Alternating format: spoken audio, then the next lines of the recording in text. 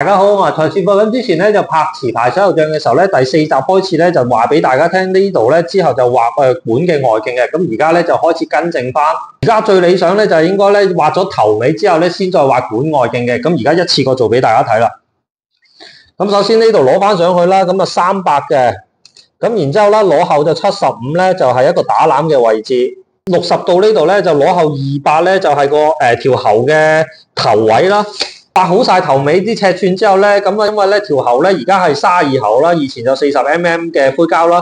咁呢條中線咧就左右攞個角25咧，咁就係一條喉嘅外徑位啦。咁啊頭尾咧就攞2點，咁就先可以彈到條直線啦。